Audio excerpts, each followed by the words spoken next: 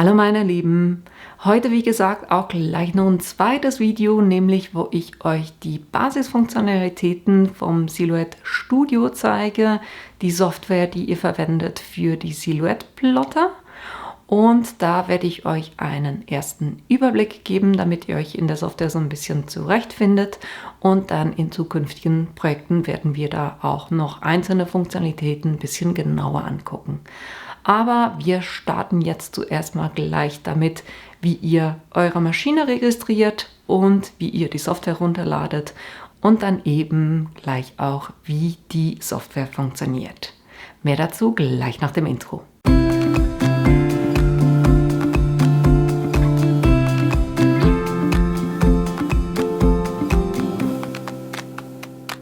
Ich bin hier auch gleich schon auf die Seite silhouetteamerika.com gegangen. Das ist die Seite oder der Link, den ihr auch mitgeliefert auf dem Stück Papier bekommt. Und auf die Seite müsst ihr, um die Maschine oder den Setup für die Maschine zu machen. Das müsst ihr nicht auf Englisch machen, sondern hier könnt ihr eure Sprache aussuchen. Da hat es auch Deutsch. Wenn ihr schon einen Account habt für ein anderes Gerät, dann müsst ihr das alles natürlich nicht machen, aber ich habe noch keinen Account und deshalb muss ich hier ein Konto erstellen. Und da gebt ihr dann ganz einfach eure Informationen ein. Und wenn ihr das alles eingegeben habt und denkt dran, dass das Passwort 10 Stellen haben muss, dann könnt ihr hier einen Account kreieren.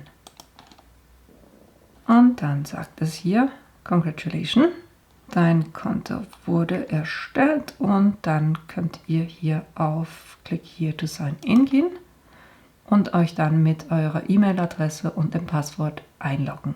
Wenn ihr die News und Updates anzeigen lassen wollt, dann könnt ihr hier eure E-Mail-Adresse hinterlegen. Dann sagt er Dankeschön und zurück zur vorherigen Seite. Dann für die Software müsst ihr hier auf Software gehen, Get Software. Dann wählt ihr hier aus, welches System ihr braucht, ob ihr Mac oder Windows 32-Bit oder 64-Bit habt. Und dann könnt ihr hier auf Download gehen. Wenn ihr das dann gemacht habt, dann habt ihr in eurem Download-Folder hier eine Exe-Datei. Die könnt ihr doppelklicken und dann auf Weiter klicken. Auswählen, wo es euch speichern soll und dann installieren. Dann fragt es euch, je nach Einstellung, die ihr auf eurem Gerät habt, ob ihr das zulassen wollt. Da sage ich ja. Und wenn ihr abgeschlossen habt, habt ihr hier ein Häkchen von wegen Silhouette Studio ausführen. Das könnt ihr aktiv lassen und dann auf Fertigstellen klicken. Dann kommt noch ein Fenster, wo er euch fragt, ob ihr möchtet, dass die Updates automatisch heruntergeladen werden soll oder dass es suchen und diese herunterlädt. Und da sage ich ja, weil ich denke jeweils da nicht dran, dass ich das aktiv selber machen sollte. Dann hier die ganzen Lizenzbedingungen durchlesen und dann auf Ich stimme zu.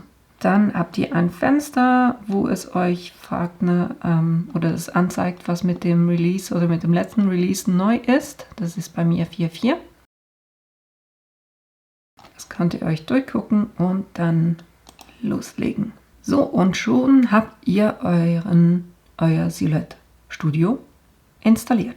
Wenn ihr nochmal zurück auf Silhouette auf die Seite geht und dann euren Account anguckt, das ist hier My Account, dann habt ihr hier Account Info, Address Payment Info, die Bestellung, Maschinen, Lizenzkeys, Club Silhouette. Da könnt ihr auch eure Maschine registrieren. Könnt ihr hier klicken, wieder Deutsch, dann die Angaben ausfüllen und dann hier auf Weiter klicken. Und jetzt fragt er euch nach der Seriennummer und das ist eben die Nummer, die ihr hinten auf dem Gerät drauf habt. Und wenn ihr das ausgefüllt habt, dann könnt ihr auf Weiter gehen. Dann sagt er, wir haben Ihre Maschine wie folgt erkannt. Porträt 3, das stimmt so. Dann kann ich registrieren klicken und dann weiter zum nächsten Schritt. Und dann habt ihr hier 4 Schritte, wo ihr euch quasi durchführt. Das heißt, prüfen, ob ihr alle Teile habt, die hier abgebildet sind. Dann, dass ihr die Kleber und das Schaummaterial entfernt. Dann, dass ihr die Maschine am Netzwerkteil anschließt und an den Strom anschließt. Und dann, dass ich die Portrait, den Deckel aufmachen soll und den Einschalter drücken soll. Und dann kann ich sagen, weiter zum nächsten Schritt. Dann kommt der Schritt Software herunterladen. Das haben wir vorhin schon gemacht. Das brauchen wir hier nicht mehr zu machen. Das heißt, ihr könnt euch entscheiden, ob ihr das vorgängig so macht, wie ich euch das gezeigt habe, oder ob ihr das hier drüber macht. Hier im Schritt 3 habt ihr 2 Sachen. Und zwar einerseits die kostenlosen Bibliotheksinhalte. Das zeige ich euch gleich. Und das zweite ist dann, dass ihr ein kostenloses einmonatiges Silhouette Design Store Abonnement bekommt. Das ist per se aber nicht so, dass ihr einen Monat lang freien Zugang zu allen Designs habt, sondern ihr bekommt quasi ein Guthaben gut geschrieben von $25 und dann könnt ihr so viele Elemente während eines Monats herunterladen, bis die $25 aufgebraucht sind. Das heißt, wenn ihr die $25 in 3 Tagen aufgebraucht habt, dann ist es nicht noch ein weiterer Monat, sondern dann ist es aufgebraucht. Das heißt, wir gehen hier im Silhouette Studio auf die Bibliothek, gehen weiter, nochmal weiter, nochmal weiter, nochmal weiter und dann anmelden. Und dann werden die Daten synchronisiert und ihr könnt auf Fertigstellen klicken. Jetzt ist meine Bibliothek natürlich leer im Moment noch, aber ihr seht hier, Free with Machine habt ihr 50 Designs und das sind die ganzen Designs, die ihr per se einfach schon mal frei zur Verfügung gestellt bekommt. Jetzt, wo findet ihr diese $25? Ihr geht ganz einfach wieder auf euren Account und da auf die Payment-Informationen und sobald ihr auf diese lasche Payment-Information, das jetzt dahinter versteckt, wenn ihr da draufklickt, dann kommt dieses Fenster hoch, was sagt, dass ihr mit der Registrierung euch qualifiziert habt für eben dieses $25 Geschenk quasi und dass ihr auf Continue klicken sollt, um da weiterzumachen. Dann müsst ihr euch nochmal einloggen. Da müssen wir anscheinend noch Policy und Terms and Condition anklicken. Und dann auf OK. Ich habe versucht, das Ganze ohne, man wird auf diese Seite geleitet und da geht es dann eigentlich quasi nicht mehr weiter. Und ihr habt hier 2 Optionen, Kreditkarte oder PayPal. Es gibt anscheinend keine andere Möglichkeit, dieses Free Trial Paket, das heißt die $25 zu bekommen. Da könnt ihr euch entscheiden, wollt ihr das oder verzichtet ihr halt einfach drauf. Wenn ihr eure Karteninformationen oder PayPal-Informationen eingebt, das gilt dann natürlich auch für die weiteren Abonnemente. Und ich zeige euch hier kurz die Abonnemente. Und das ist Starterpaket, bezahlt ihr rund $5 pro Monat, wo ihr dann ein Guthaben habt von $10 und die Designs sind in der Regel so $1.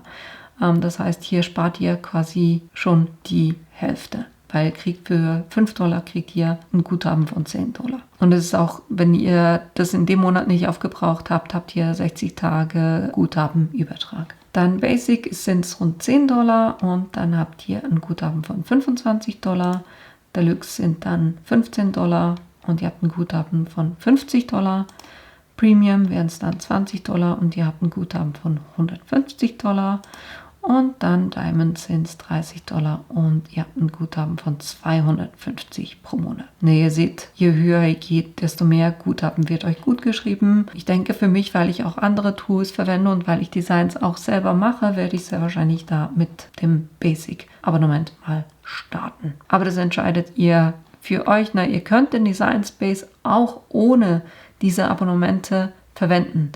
Das hier geht, da geht es einfach darum, dass ihr Und dann, wenn wir die Bibliothek angucken, das geht darum, dass ihr solche Designs dann auf solche Sachen Zugriff habt im Store drin. Aber eben, ihr braucht es nicht. Ne? Ihr könnt auch mit den Schriften, die ihr auf dem PC installiert habt und euren eigenen Designs, die ihr dann da zeichnet, könnt ihr das auch machen.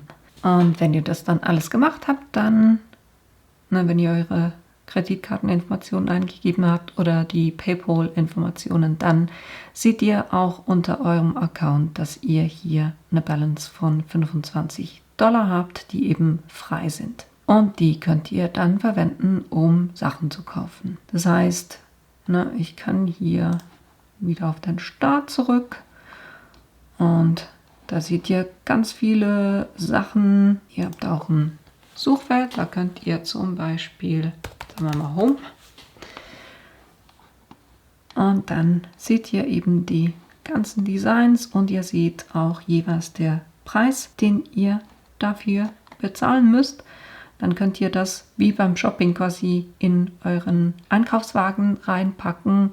Und wenn ihr dann weitermacht mit eurem Einkaufswagen, dann wird euch auch eure Balance, das heißt die Höhe, was euer Account im Moment hat, angezeigt. Und das wird dann, wenn ihr dann weitermacht, von dem Betrag abgezogen. Aber wie genau ihr das macht, das gucken wir uns dann im nächsten Video dann an, wo ich euch das konkret anhand von den 3 Projekten gleich zeige. Und somit habt ihr eigentlich auch gleich schon die ersten paar Laschen gesehen, nämlich hier Design, das ist euer Arbeitsplatz, Store, da kommt ihr zum Shop, wo ihr eben einzelne Designs kaufen könnt. Dann die Bibliothek, das ist da, wo ihr die Sachen findet, die ihr heruntergeladen habt. Und Senden ist dann das Übergeben an euer Gerät zum Ausplotten. Gucken wir uns den Rest des Arbeitsplatzes an.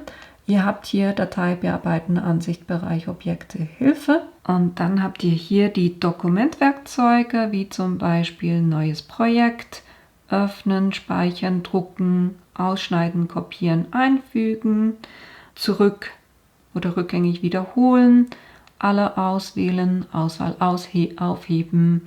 Hier könnt ihr sogar nach Farbe auswählen und ihr seht, ihr habt auch immer einen Tooltip. Das heißt, wenn jemand mit der Maus drauf geht, dann wird euch in Gelb in einem Kästchen unten auch angezeigt, was das macht. Hier reinzoomen, rauszoomen, das Zoomen, wenn ihr über einen bestimmten Bereich zieht, dann zoomt es genau auf diesen Bereich rein. Dann zoomen mit der Maus. Hier die Hand, wo ihr quasi den Screen herumschieben könnt, das seht ihr dann noch. Und dann haben wir an Fenster anpassen. Also die Größe, die euer Fenster hat, das ist das, alles dann da darauf anzeigt. Dann haben wir hier die Schnellzugriffsleiste und die verändert sich je nachdem, was für ein Element ihr angeklickt habt. Das heißt, die Leiste sieht anders aus, wenn ich eine Form aktiviert habe. Ich mache jetzt hier kurz einen Kreis. Dann habe ich hier diese ganzen Bearbeitungsmöglichkeiten. Wenn ich einen Text anklicke, dann seht ihr, hat das geändert. Man hat hier zum Beispiel Schriftart, Bold, Italic, unterstrichen. Also die hier ist wirklich abhängig davon, was ihr hier gerade angeklickt habt. Dann habt ihr hier die Zeichenwerkzeuge, nämlich das Auswählen von Elementen. Dann hier Punkte bearbeiten, Linienwerkzeuge, die Zeichenutensilien, die Formen.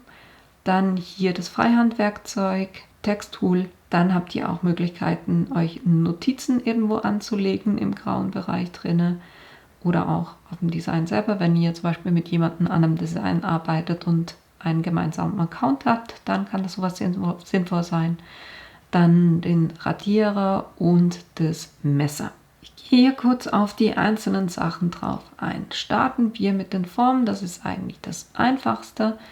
Wenn ich das Rechteck anklicke, dann kann ich entweder hier durchziehen, einfach ein Rechteck zeichnen und da seht ihr jeweils auch die Maße. Aber wenn ich die Shift-Taste gleichzeitig drücke, dann ist es ein perfektes Quadrat. Und ihr seht jetzt hier oben eben auch, habe ich wieder verschiedene Möglichkeiten, das anzupassen, nämlich ob ich eine Füllfarbe habe, ob ich eine Linienfarbe habe, wie die Linie aussehen soll, ob sie nur zum Beispiel für Perforierungslinien hier, wie dick die Linie sein soll und dann ganz viele weitere Details. Ich glaube, das gucken wir uns dann effektiv in den Projekten an, weil sonst dauert das hier ganz einfach zu lange. Von den Formen her, wenn ihr euch gefragt habt, na, wo ist denn das Dreieck? Das ist das Polygon. Wenn ihr da das zeichnet, dann hat es im Moment 5 Ecken. Das wird euch hier angezeigt. Wenn ihr runter geht, habt ihr ein Dreieck. Wenn ihr hoch geht, habt ihr zum Beispiel Hexagon, solche Sachen, bis dann es fast zum Kreis wird. Dann haben wir das Freihandzeichnen. Eines ist, wo ihr wirklich das macht, was ihr mit der Maus macht, und eines ist das, wo es versucht, es so ein bisschen auszunivellieren, damit die Striche so ein bisschen schöner werden. Wir nehmen mal kurz das. Ne, das ist, hier könnt ihr wirklich Freihand zeichnen. Ich finde es mit der Maus nicht allzu angenehm, aber das Gute ist, wenn ich das andere Werkzeug nehme und hier versuche, ein Dreieck zu machen, was nicht wirklich toll aussieht, dann könnt ihr hier eben auf dieses Punkte bearbeiten gehen und dann seht ihr, dass zum Beispiel dieses Element jetzt aus ganz vielen Punkten besteht. Und hier ist es so, wenn ich auf einen Punkt draufklicke, dann kann ich den zum Beispiel löschen, oder wenn ich einen neuen Punkt hinzufügen will, gehe ich einfach irgendwo hin, wo es noch keinen hat, und klicke da drauf. Löschen wir das wieder, weil nicht schön. Dann Text. Da können wir einfach mal ein Hello machen. Und ihr seht im Moment ist es Arial. Das ist die Größe. Und hier ist es so, dass ihr Schriften nicht herunterladen müsst oder uploaden müsst ins Studio, sondern der greift ganz einfach auf alle Schriften zu, die ihr auf eurem PC installiert habt. Natürlich müsst ihr den Text markiert haben, um das dann zu ändern. Und auch hier habt ihr wieder das Thema wie auch bei anderen Plotterprogrammen, ne? Das sind im Moment Einzelbuchstaben, und wenn ihr sowas dann ausplotten wollt, dann müsstet ihr hier modifizieren auf Verschweißen gehen, damit euch diese Einzellinien aufgehoben werden. Aber zu diesem Panel hier drüben komme ich gleich noch. Dann eben Notizen könnt ihr sowas hinzufügen, wenn ihr das braucht. Ich denke mal, für mich wird das eher nix sein. Dann Radiergummi. Könnt ihr einzelne Teile aus einem Design radieren. Und zwar könnt ihr dann hier auch noch weitere Angaben machen, ob es fest ist, ob es die Kontur ist, ob es ein Viereck oder ein Kreis ist. Im Moment ist es ein Kreis. Die Größe davon. Und wenn ich jetzt zum Beispiel hier, macht jetzt hier nicht allzu viel Sinn, aber wenn ich jetzt sage vom Haar, ich möchte diesen Teil hier gar nicht haben, habe ich das gemacht. Und wenn ich da rausgehe und reinzoome, seht ihr, dass ich hier jetzt einen offenen Pfad habe. Wenn ich das rückgängig mache und dann eben festnehme und dasselbe nochmal mache, dann seht ihr, dass es hier den Pfad wieder geschlossen hat. Das ist der Unterschied zwischen Fest und Kontur. Und Slice, also das Messer, da auch wieder Fest oder Kontur. Und da könnt ihr zum Beispiel, wenn ich jetzt sagen würde, ich will, dass der, macht auch nicht viel Sinn, aber ich will zum Beispiel, dass der Haar hier unterbrochen wird, dann hätte ich jetzt quasi wie 2 Teile. Das ist dieses Slice-Werkzeug.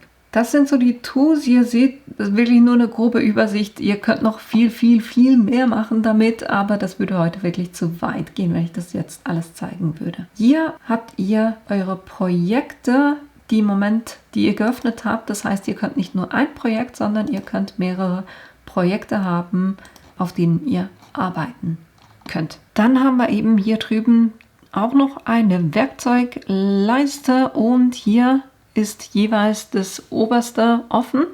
Das heißt, das sind die Seiteneinstellungen, und hier könnt ihr, ob ihr ein blankes, die Anzeige blank haben wollt, ob ihr ein Raster haben wollt, ob ihr es im Raster ausrichten wollt, die Toleranz, Quadrat, isometrisch, die Farben, also da ganz viele Einstellungsmöglichkeiten, auch beim Festlegen. Wenn ich hier zum Beispiel sage A5, dann seht ihr, dass der weiße Bereich kleiner geworden ist. Das heißt, wenn ich mit einer A5-Seite zum Beispiel arbeite, aus der ich ausplotten will, dann ist es hilfreich, weil dann sehe ich auch, wo ich meine Sachen platzieren soll. Das heißt, anders als in Cricut Design Space, wo ihr nachher erst bestimmt, wo es das plottet, definiert ihr hier wirklich auf der Matte, wo das ausgeschnitten werden soll. Vielleicht auch noch der Unterschied, hier ist eure Matte, hier habt ihr einen grauen Bereich. Wenn ich mache hier kurz einen Kreis und dann noch einen zweiten Kreis. Wenn ich jetzt das ausplotten würde, dann würde es nur diesen Kreis hier schneiden, den hier nicht. Das ist, wenn ihr Sachen habt, wo ihr mehrere Sachen aus einem Design ausplotten wollt, aber nacheinander, könnt ihr die einfach neben rausschieben und dann das andere Element nehmen und wieder reinschieben und das dann ausplotten. Dafür ist quasi dieser graue Bereich extrem hilfreich. Dann eben Orientierung, die Drehung, den Druckrand anzeigen ist jeweils hilfreich. Das war die Seiteneinstellung, Raster hatten wir vorhin. Und das dritte ist dann, wenn ihr ein Print and Cut machen wollt. Na, wenn ihr hier Passermarkierungen eingebt, dann seht ihr dieser schraffierte Bereich und auch dieses Quadrat hier und diese Linien. Da dürfte euer Design jetzt nicht drauf kommen, weil sonst würdet ihr quasi das Lesen des Dokuments, nachdem ihr das gedruckt habt, dass der Plotter das wirklich lesen kann, das würdet ihr quasi so stören. Von dem her, wenn ihr Print and Cut macht, dann legt ihr einfach euer Design irgendwo hin, wo diese Schraffierung und die Markierungen nicht sind. Hier gibt es eben auch, es klingt extrem makaber, Druckausblutung. Das ist eigentlich quasi das Bleeding. Auf Englisch klingt es für mich irgendwie weniger komisch, dass ihr fürs Print and Cut gebrauchen könnt. Warum und wofür, das zeige ich euch dann auch in einem separaten Video, wo wir einen Print and Cut machen. Das sind so die Sachen, die ihr in den Seiteneinstellungen findet. Pixscan ist eben genau das, wo ich euch im ersten Video die Matte gezeigt habe. Das heißt, wenn ihr irgendetwas habt, wo ihr das jetzt nicht mit dem Print and Cut gedruckt habt, sondern wenn ihr zum Beispiel Stempelabdrücke gemacht habt und die ausschneiden wollt, so ein Fussy Cutting machen wollt, dann könnt ihr das eben mit dem Pixscan machen. Da mache ich auch ein separates Video dazu. Dann Füllung, ne, wenn ich jetzt hier zum Beispiel den Kreis markiert habe, kann ich sagen, das ist die Füllfarbe. Erweitert kann ich nicht nur, ich kann hier wirklich auswählen, ich kann Hexcode eingeben oder RGB oder die Hue, Saturation und Lightness. Dann könnt ihr auch Gradient-Effekte machen. Das macht natürlich fürs Ausplotten jetzt nicht Sinn, aber fürs Ausdrucken, wenn ihr Designs druckt. Und dann auch Musterfüllungen, die ihr hier reinmachen könnt, mit denen ihr arbeiten könnt. Das sind so solche Sachen. Auch hier erweiterte Optionen, wo ihr Muster spiegeln könnt, das Seitenverhältnis, Winkel, skalieren, ganz viele Möglichkeiten. Dann Linien, wenn ihr eine Linie gezeichnet habt, dann könnt ihr hier sagen, eben der Linienstil, soll es gestrichelt sein. Ich mache das hier kurz größer, damit ihr das auch seht. Normal ist es eine durchgezogene Linie, aber eben ihr könnt auch sagen, die soll gestrichelt sein oder gepunktet, gestrichelt, wie auch immer ihr das haben wollt. Ihr könnt die Ecken bestimmen, wenn es Ecken drin habt. Ihr könnt bestimmen, ob es abgehackte Enden haben soll oder eben hier zum Beispiel abgerundete. Und auch Position ist mehr, wenn ihr ein Element habt.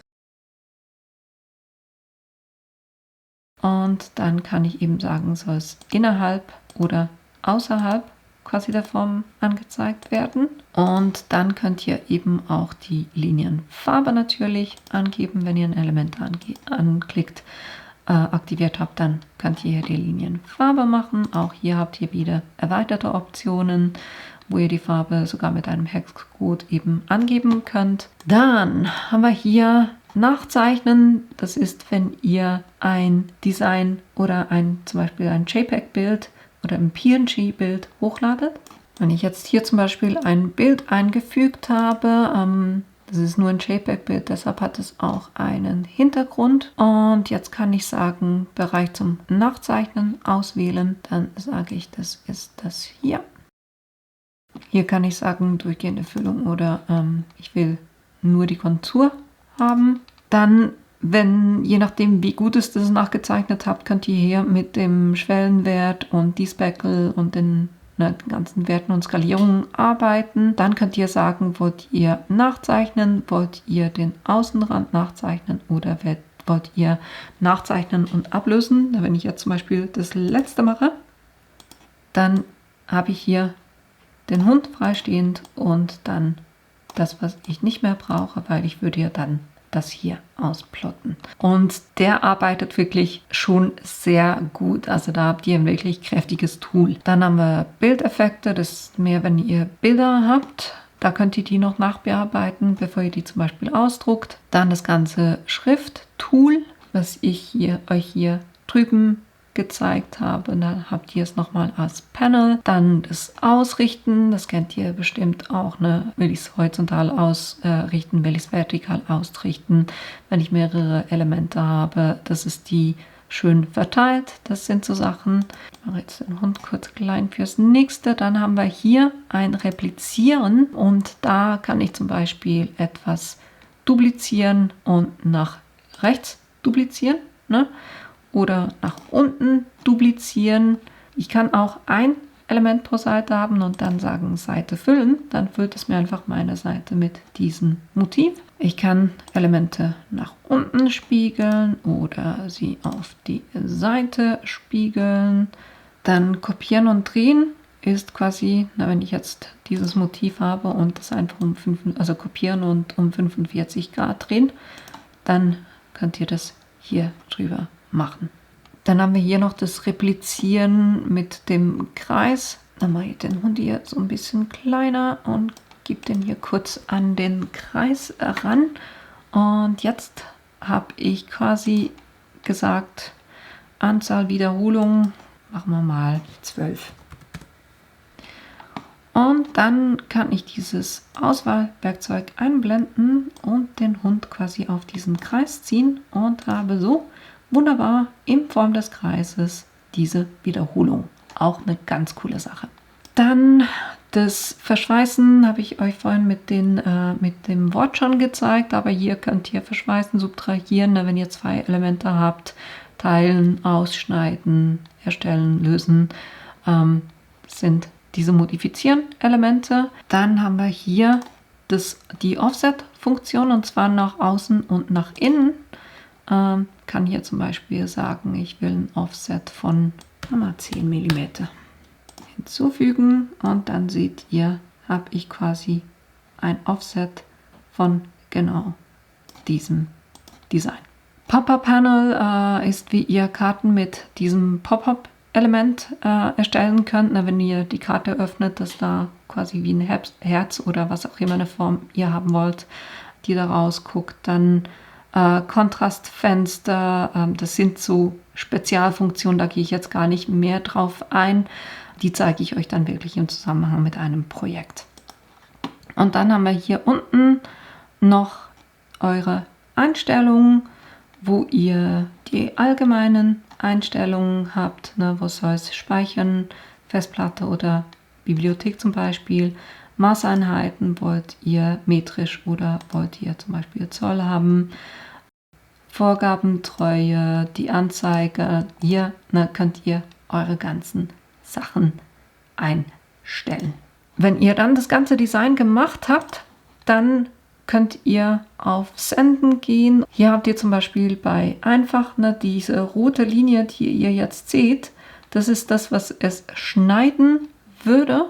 Und da könnt ihr entweder das anklicken und sagen schneiden oder nicht schneiden oder nur Rand schneiden. Es sieht ein bisschen komisch aus, weil ich die gestrichelte Linie quasi montiert drumherum habe.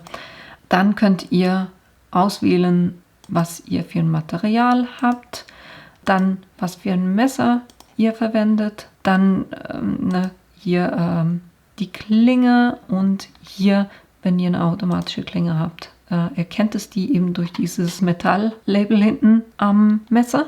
Ihr könnt trotzdem, wenn ihr einen Testschnitt macht und merkt, es ist zu wenig, könnt ihr hier immer noch die Messertiefe auswählen. Ihr könnt den Anpressdruck auswählen und ihr könnt die Plotter oder die Schnittgeschwindigkeit anpassen und auch wie viele Durchgänge es machen soll. Soll es nur einmal schneiden, soll es mehrmals schneiden? Das sind so Sachen.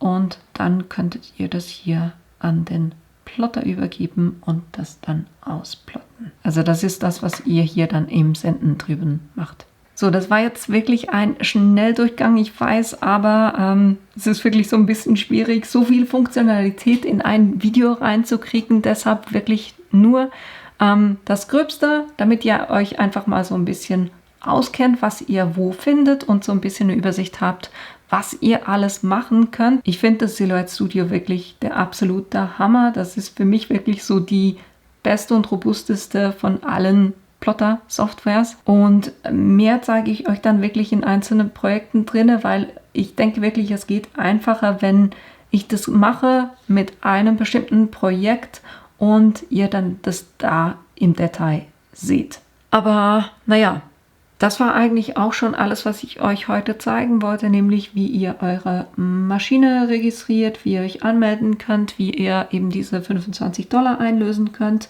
und eine grobe Übersicht über das Silhouette Studio, was ihr da alles drin machen könnt. Wie gesagt, nächstes Wochenende gibt es ein Video mit 3 kleinen Projekten, die ich euch mit dem Silhouette Studio und der Portrait 3 zeigen werde. Und ja, ich hoffe, das Video war hilfreich für euch und ich hoffe natürlich, dass ich euch in meinem nächsten Video auch wiedersehe. Bis bald!